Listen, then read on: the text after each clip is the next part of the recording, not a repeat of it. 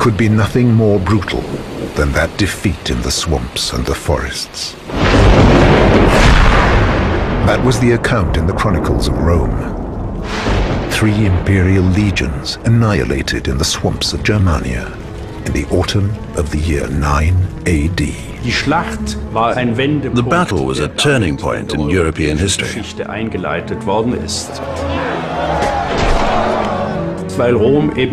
Because Rome failed to conquer the lands up to the river Elbe, let alone the lands further east. The Romans would withdraw to their defenses along the Rhine and the Danube. Europe was split in two, down the ages to come.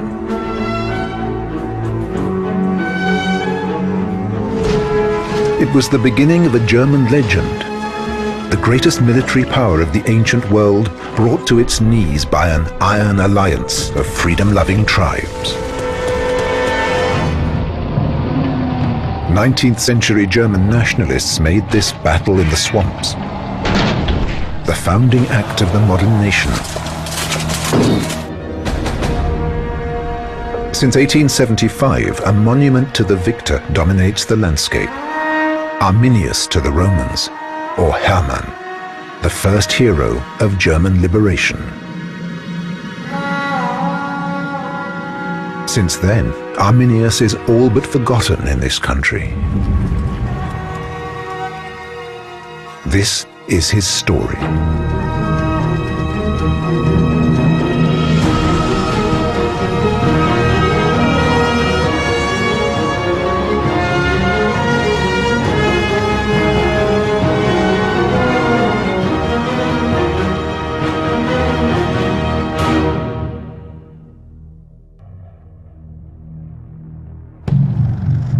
Julius Caesar gave the same name to all the tribes in the inaccessible regions east of the Rhine, Germani. They were forever making incursions into Roman territory. Even before the birth of Christ, Augustus Caesar decided to protect the exposed eastern flank of the empire in Gaul. In a series of campaigns, the Germanic tribes were to be subdued.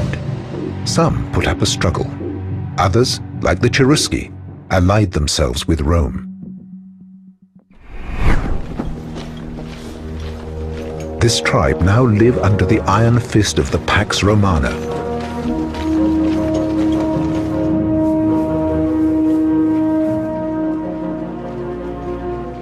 A young boy lives here. Later, he will be called Arminius. When he's about 10 years old, his life is changed forever.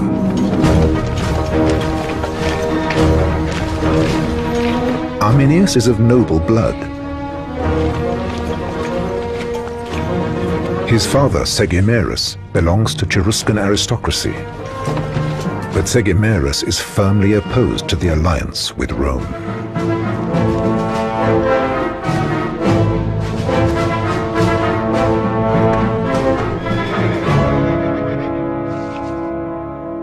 The nobles have chosen Segestes as the leader of their clan. Segimerus must accept his leadership and his decisions. But Segestes is not welcome in this company. Segestes has chosen the alliance with Rome, and now he has come to fulfill the conditions of the alliance. He has come for Segimerus' sons. They must be handed over to the occupiers at once. It is, he says, a necessary sacrifice that must be made for the good of the whole tribe. It means that Segimerus may never see the boys again. They will become Romans.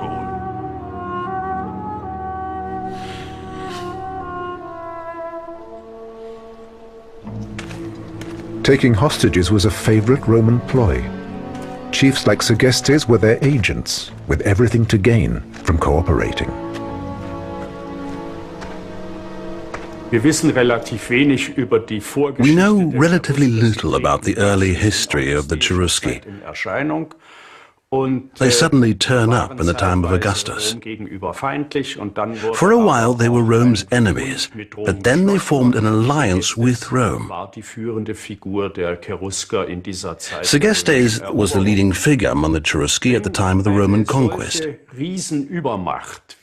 When a colossal superpower like Rome collides with a relatively small tribe, it's not really surprising if part of the clan, or the whole tribe, decide to form an alliance with the enemy.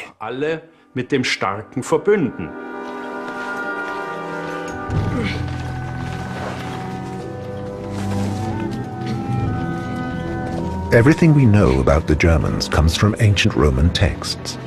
Writers like Paterculus, Tacitus, or Cassius Dio used accounts by Roman soldiers returning from Germania. The Germanic tribes had no writing, so they have left no version of the story of Arminius. Arminius and his brother Flavius, the Fair One, will be brought up as Romans, so they can return to their homeland one day as representatives of Roman power.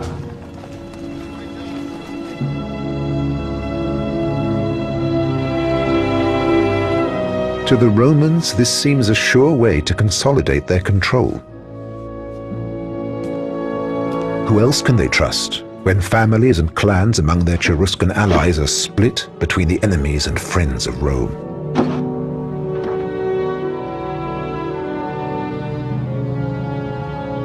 But it's misleading even to speak of a unified people and call them Germans. There are dozens of tribes constantly fighting each other. For the Romans, this really is a terra incognita, an unknown world. From the Roman point of view, they were entering a territory of a sort they had never conquered before. Gaul had a quite different structure. It was Celtic, it already had permanent towns, and its tribes were much more hierarchically stable than tribes in Germania.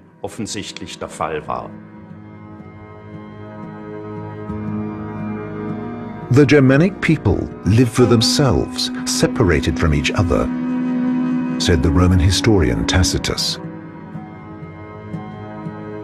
The bigger settlements numbered up to 25 houses, with humans and animals living under the same roof.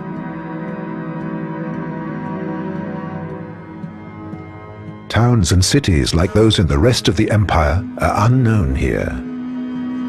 And for the Romans, the people are uncivilized savages living more like animals than humans.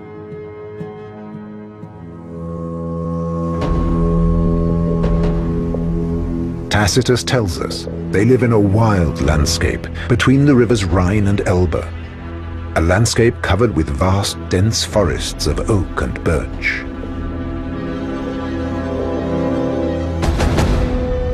The place Tacitus describes is deeply foreign. The marshes that cover this territory are repulsive. The forests make one shiver with fear. What disturbed the Romans most was that there were no roads, no trade routes, and there were no fixed points to aim for, no castles or strongholds to take, just this dreadful forest that took 9 days to cross without encountering a single human being. It was a nightmare for the Romans.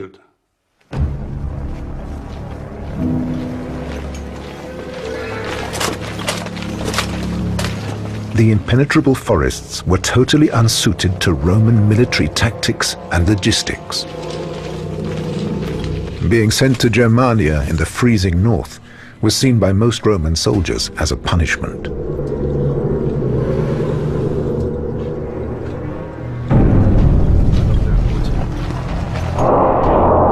And they were scared because they had never seen forests. After centuries of building Roman cities and naval fleets, there were scarcely any forests left in Italy.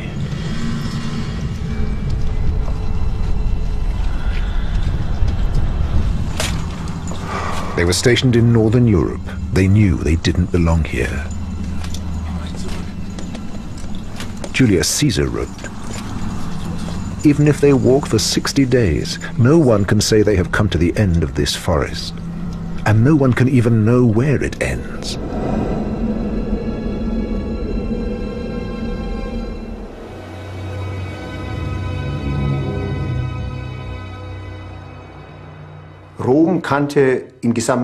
Throughout the Mediterranean region, Rome had an urban culture. They lived in towns, and compared to that, what they found in Germania was very primitive. It was simple. The basic elements of Roman civilization and achievements were missing. It was a real collision of two cultures.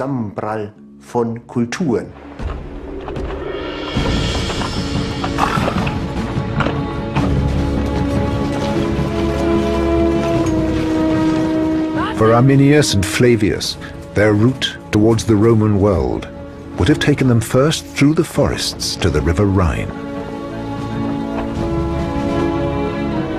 This is where the Roman world began.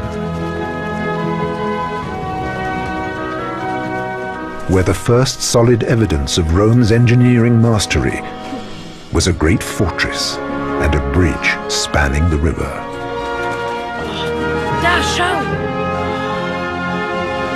From this army camp at Vetera, many thousands of legionaries protect Rome's frontier along the river. It's only one of many camps along the Rhine. The Romans founded cities like Cologne, Koblenz and Mainz, shop windows for Roman civilization. But the message they give is not keep away.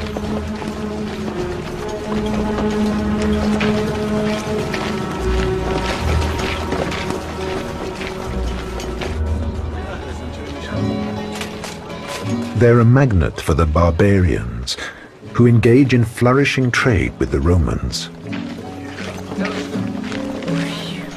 Long blonde hair is especially valuable. The Germans accept coins they've never seen before for their hides and furs.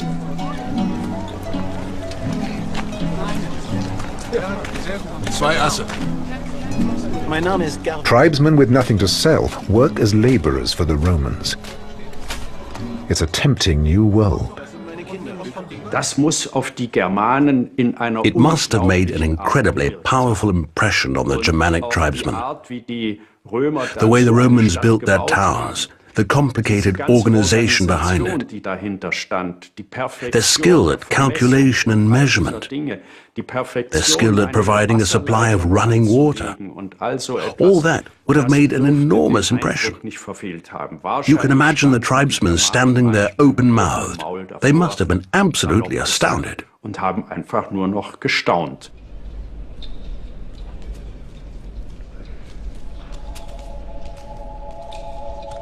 The separation from his family must have been painful for Arminius. But there were plenty of new impressions to distract him.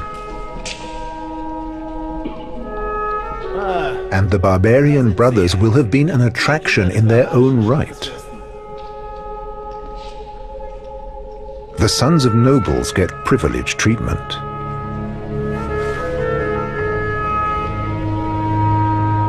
Including their first miraculous experience of heated floors.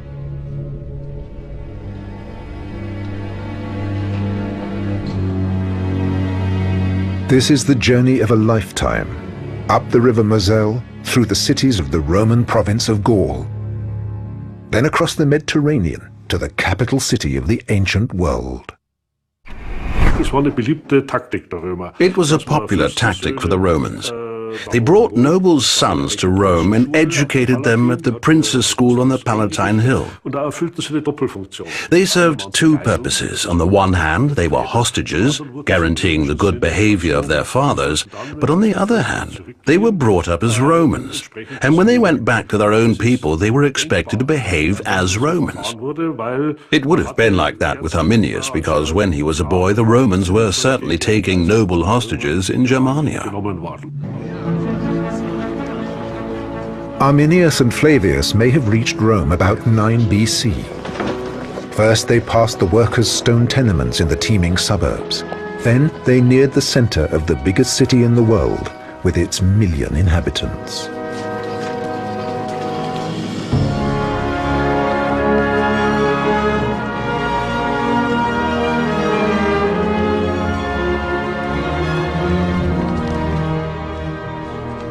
Arminius arrives in a city that is flourishing as never before, Great parade routes crisscross the city. Marble glistens in the Mediterranean sun.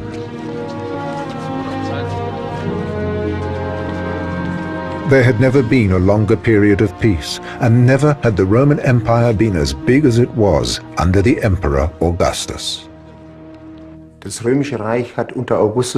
Under Augustus, the Roman Empire had expanded to a size it had never known before. And Augustus extended the Roman Empire far further than any single Roman had done before him. Just think about it. Northern Spain, the Alps, great swathes of territory as far as the Danube, Inner Anatolia, Judea, Egypt, Africa. He added all this to the Roman Empire. It reached an enormous geographical span. And yet later, the time of Augustus would be associated with peace. And that's because he made peace in Rome after decades of civil war, Roman against Roman. But in his foreign policy, Augustus was anything but an emperor of peace. He waged war non-stop throughout his reign. Eigentlich dauernd, ununterbrochen Krieg geführt. As a young man, Arminius becomes part of Rome's gigantic war machine.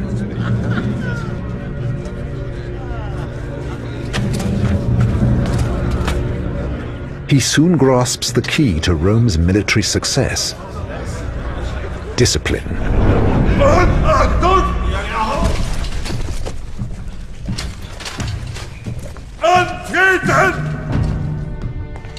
It can't have been easy for a Cheruscan to submit to strict drill and unquestioning obedience. Germanic warriors reject firm leadership. But Arminius proves an excellent pupil. A young man quick to pick things up and unusually talented for a German is a contemporary verdict. This Cheruscan is turning into the perfect Roman soldier. This education of a Germanic tribesman in the Roman Empire always had two sides. A technical side, how do I lead an army, what weapons do I carry, and an ideological side, politics and Rome as one and the same thing. Rome as the ideal we should worship, and the Romans combined them. Around 1 BC, Arminius receives his first posting, to Pannonia in the Balkans. He's a captain of the Auxilia, a mounted force of Germanic mercenaries.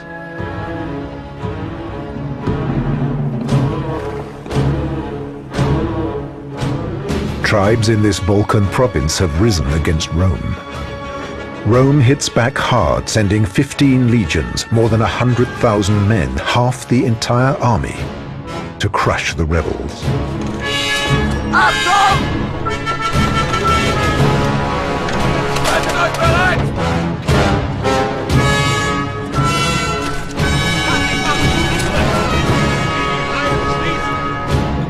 It's a show of the absolute superiority of Roman military tactics. Feuer! Feuer! Feuer!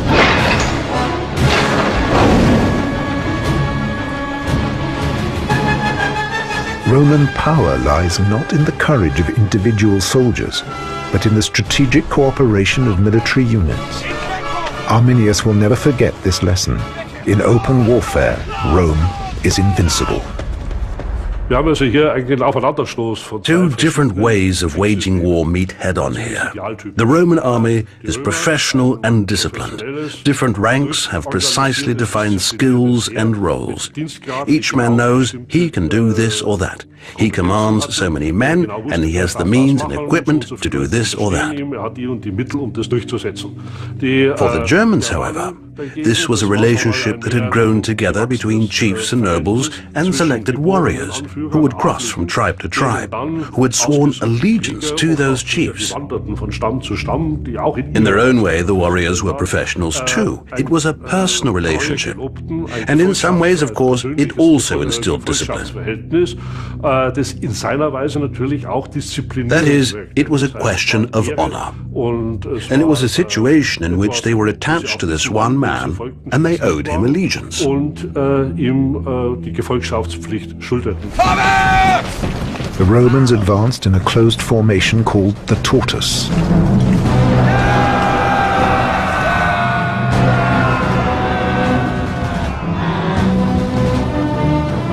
The barbarians attacked in a wedge-shaped formation called the boar's head.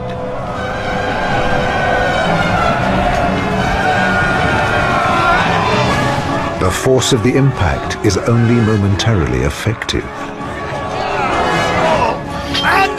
The armored legions can mow down their attackers. Ranks so tightly closed, they function like a single body. We don't know exactly what Arminius did in the Pannonian War, but he must have fought with distinction. Back in Rome, the Emperor Augustus makes him a knight, the highest honor open to a member of a Germanic tribe.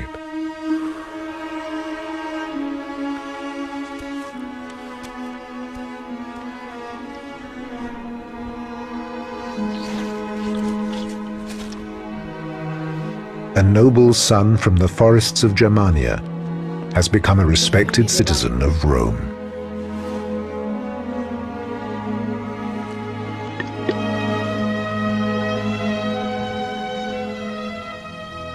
"15 years since he left home. Impossible to say whether he misses his family, the freedom, the endless forests. Impossible to say what ambitions he holds today." We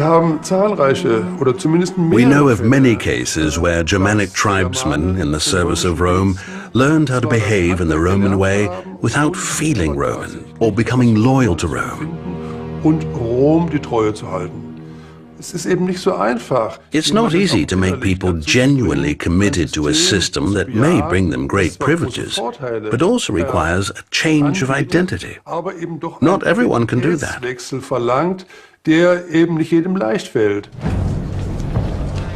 In the year 7 AD, Augustus appoints a new governor for Germania.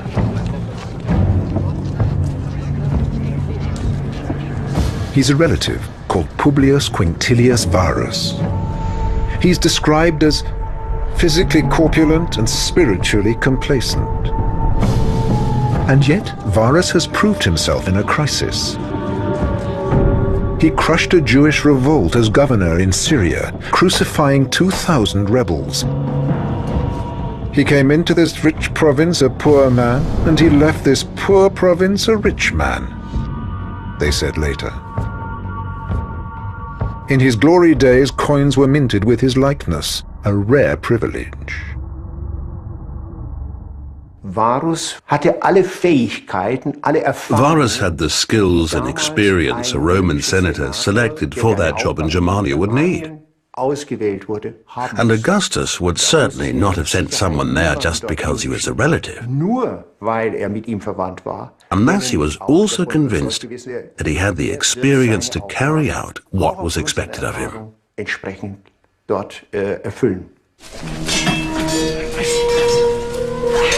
But then, Augustus makes a decision with unforeseen consequences. He sends Arminius to Germania at Varus's side. It's a decision that will have pleased Varus.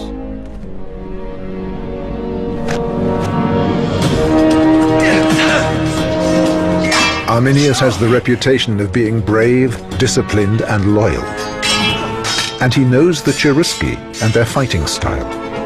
He speaks their language.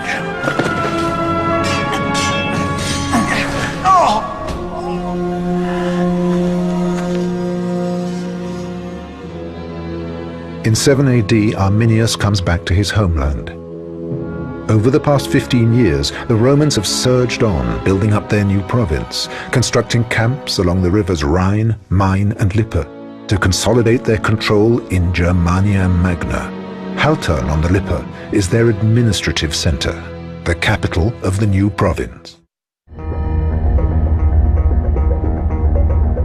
Close to today's Roman Museum at Haltern, they create a base for 3 legions, a total of 20,000 men.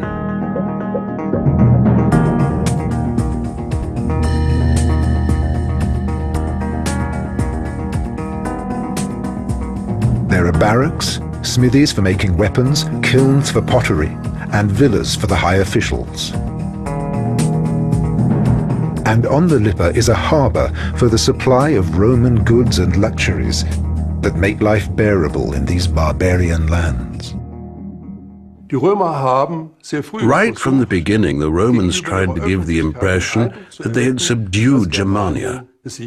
In his last will and testament, Augustus wrote, "I have conquered Germania as far as the mouth of the Elbe." Whenever a general won a little victory in Germania, he would call himself Germanicus, as if to say he had the Germanic tribes under control. The Romans minted coins showing Germania as a woman sitting on the ground in mourning with a broken spear, so ordinary Romans really would have got that impression. But Tacitus contradicted that. He said, that's nonsense. Germania has not been defeated. The Germanic tribes are living just as they did 200 years ago, completely free. On his return, Arminius may have looked in vain for the signs of Roman domination.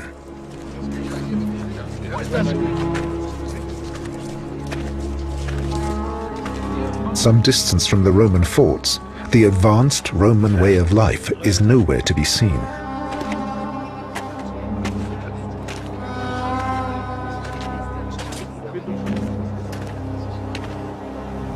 Arminius will have taken the opportunity to be reunited with his father Segimerus.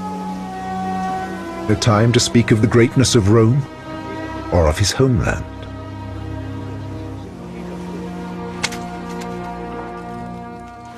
However warm the greeting, his father must have had mixed feelings at seeing his son enter the family house in the uniform of a Roman soldier. Arminius must have paid lip service to the advantages brought by Rome by being part of the empire, the wealth, skills, and justice, and an end to the endless civil wars between the Germanic tribes. There will soon be roads, cities, even heated stone floors instead of beaten clay. But these are two men talking past each other. For Segimerus, his son is denying the land of his birth. The Romans are squeezing the tribes for tributes like the grapes for their sour wine, counting them like cattle to levy taxes, and forbidding free men to bear weapons. Without a sword, a Cheruscan cannot be free. But his people are powerless. Times have changed.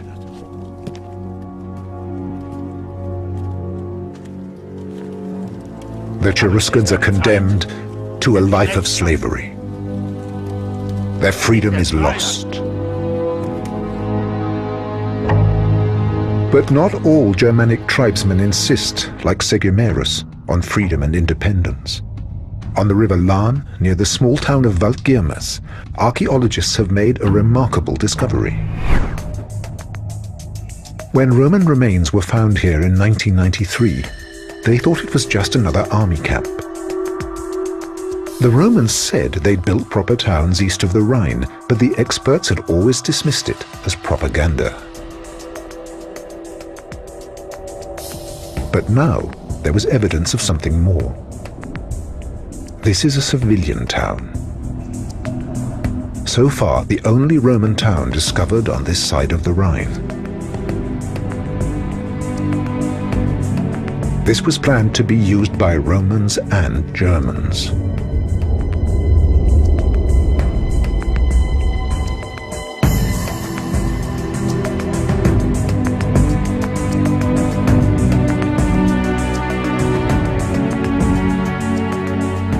Roman historian Cassius Dio described the strategy behind it.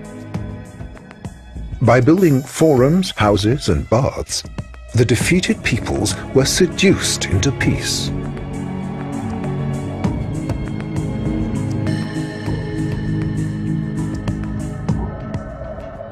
And then, archaeologists put together conclusive proof of Rome's attitude to its newly conquered territory. We were really surprised when we found fragments gilded on one side with gold leaf. We soon realized that they must be parts of a bronze statue. But when we found a stirrup, a part of a harness and a horse's hoof, we said to ourselves, this is an equestrian statue. And of course, the size of the parts made it clear how big the whole statue was. It was life-size. And since it was gilded, a statue at that time and at that place could only have been a statue of the Emperor Augustus. This golden monument stood in the Forum. The fact there was a gilded, life-size equestrian statue in Waldgirmes shows the Romans clearly making their claim to the territory, above all to the local population. You have to imagine how it would have looked to a local tribesman, standing in the Forum, looking at this glistening gold statue of a horse and rider with a realistic portrait of the emperor. It must have seemed utterly amazing to him. Varus must have expected to find Germania already pacified when he arrived at Haltern and met Arminius. Varus is tasked with turning Germania into a fully fledged Roman province. Arminius's assessment of the situation is invaluable. But a mere captain of the auxiliary cavalry would never tell his general what to do. Varus insists. A German knows how to deal with Germans. He knows how to bring them into the empire. The blood in my veins may be German, Arminius says. My head and my tongue are Roman. Then Arminius must act like a Roman, Varus says.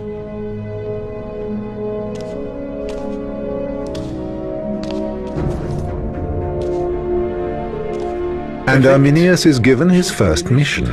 The legions are about to set out for their summer camp. Arminius is to reconnoiter the route.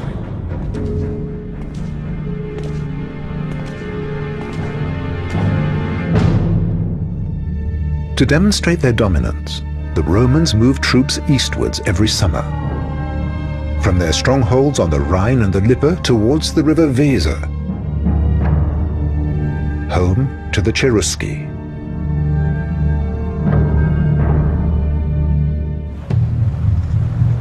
Traveling through this uncharted wilderness is a daunting task.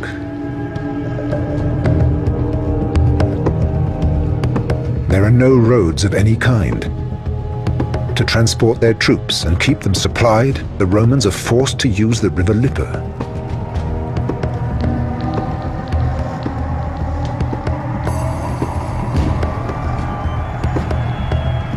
They've even developed a special boat for the purpose. It's a 30-meter flat-bottomed barge with a draft of only 40 centimeters.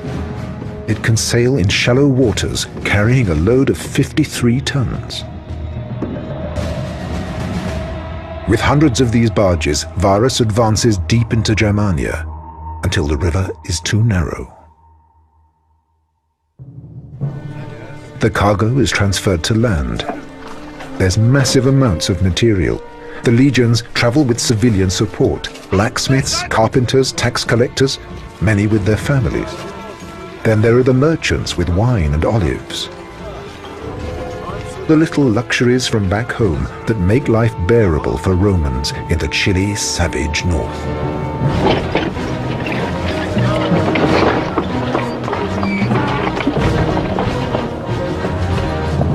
The auxilia, mounted Germanic mercenaries, are to scout and secure the route.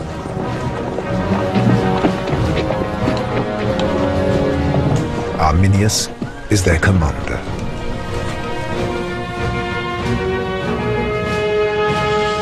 A total of 22,000 people stretching for 15 kilometers, forcing their way across the plain. The soldiers marched in 4 columns.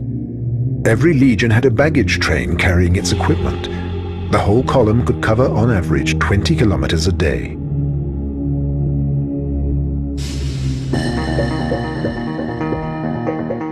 The legions were aiming for an area close to today's Minden. Even today it has a Latin name, Porta Westphalica. This is where the river Weser cuts through the Vierne and Weser hills. For a long time, the exact location of Varus's summer camp was not known. But in 2008, archaeologists discovered Roman remains in a village near the river Weser.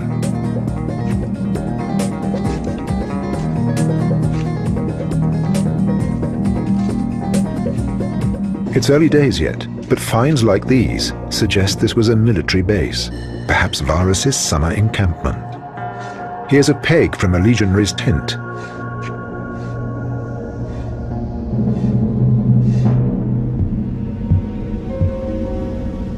From his new forward position, Varus decides to impose Roman law on the barbarians. A people not subdued in battle may be controlled by the strict application of justice.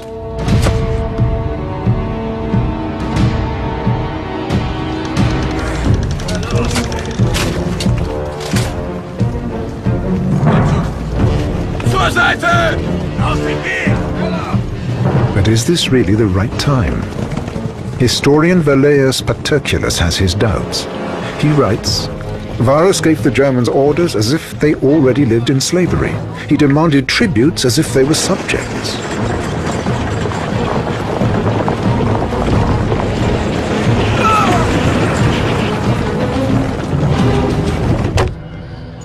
The tax collectors become notorious for demanding that the exact amounts of the different commodities are paid. The rules apply to everyone, without exception or delay.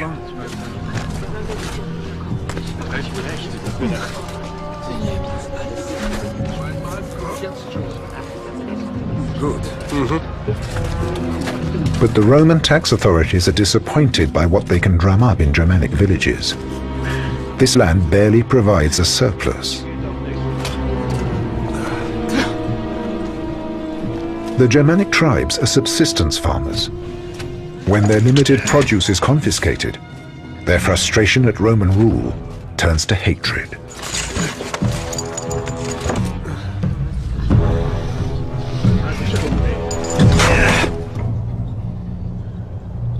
And Roman law just makes things worse. For one person to judge between two parties in a dispute goes deeply against the Germanic sense of justice. It has been the privilege of the old Germanic nobles to negotiate between themselves matters of justice.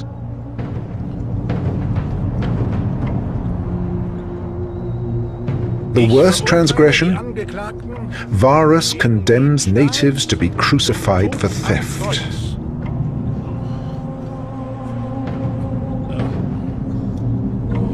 In the Germanic world, only the gods hold sway over the life and death of a free man. Theft, even murder, are atoned by paying a fine known as the Wehrgeld. But Varus ignores the sacred Germanic traditions. The way Varus behaved in Germania was not so different from Roman policy elsewhere in the empire. He had to try to introduce Roman law because that was part of life in a Roman province. And if the Germanic peoples didn't like it, then that was a perfectly normal reaction on their part. Just think of today how people hate it when they find themselves being judged or imprisoned by a foreign power. Every community will try to resist when strangers come and try to impose their own form of justice.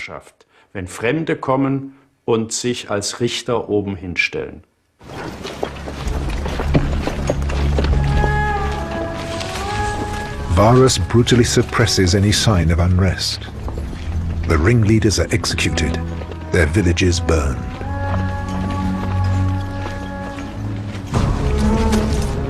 What does Arminius make of this? He remembers his people as proud, free warriors. On his return, he finds them powerless, impotent, and demoralized, oppressed by the very power he himself represents. Perhaps no other choice is possible. He turns against Rome.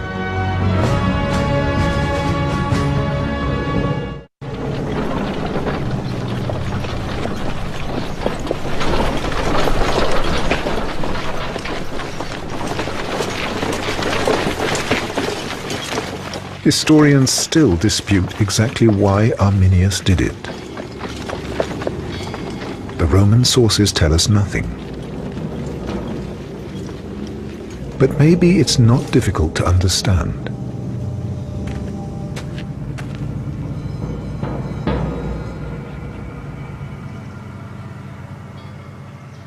Arminius must have had experiences that led him to this change of heart. Rome had never completely replaced the Cheruscan world in his loyalties. He would have been tugged both ways when he made his decision. Beide Wurzeln lebten in ihm, als seine Entscheidung gefällt hat. Und die römische Welt. He must have been deeply fascinated by Rome, and he'd absorbed from it everything he'd need to carry out his plan. Was für sein aktuelles Handeln dann he used that, and he combined it with his Germanic Cheruscan heritage to turn it against Rome. Durch die germanisch-cheruskische Welt zusammen eben gegen Rom zu wenden, Rome, which he now felt could no longer be the future for his people. Nicht mehr geheuer war für die Zukunft seines Stammes. But maybe Arminius had selfish reasons to betray Rome. Any claim he might have to leadership of his own tribe had suffered by his proximity to Varus. Leading a successful revolt against Rome would give him enormous credit with all the Germanic peoples.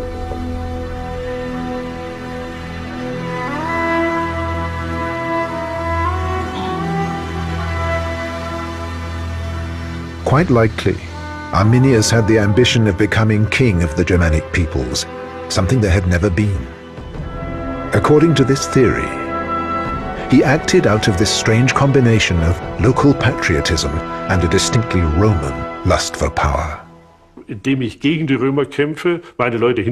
I fight against the Romans with my own people behind me, I can build up a powerful independent position that would never have been possible as a follower of the Romans. I would always be their puppet. And he certainly had a very strong lust for power. So this personal impulse, you could say it was a struggle for freedom at the same time if you want to, he was using this impulse to create his own kingdom, his own empire, an Arminius empire. And it's certainly no coincidence that he was later murdered by his own people because, in some ways, he was an enemy of Germanic freedom.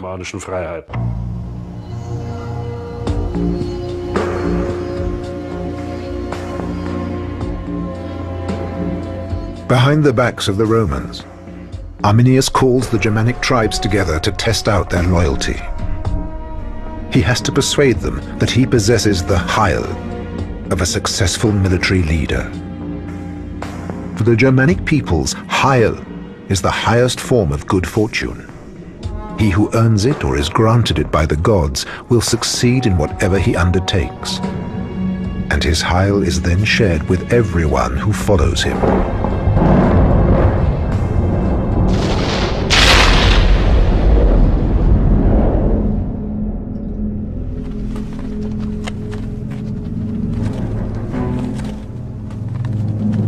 But it won't be easy to unite the Germanic tribes behind one goal. They prefer warring against each other. The worst enemy of a Germanic tribe is another Germanic tribe.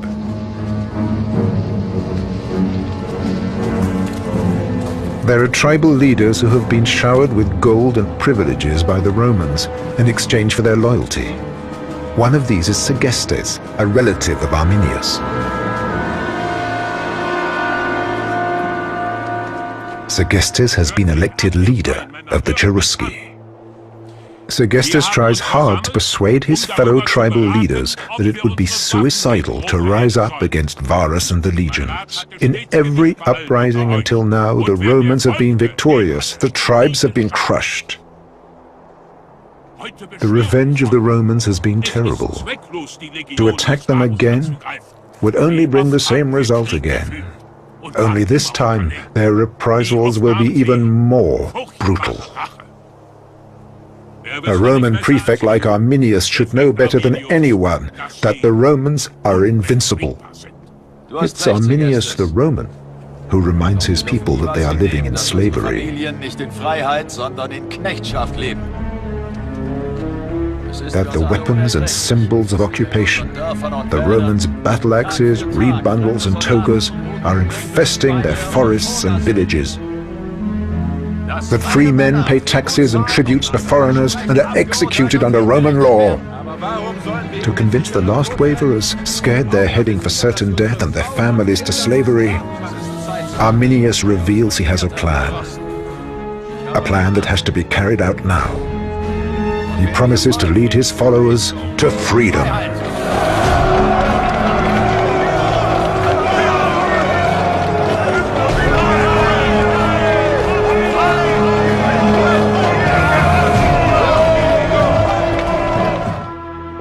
The grandeur of Rome, so effective in the intimidation of its enemies, is impotent here.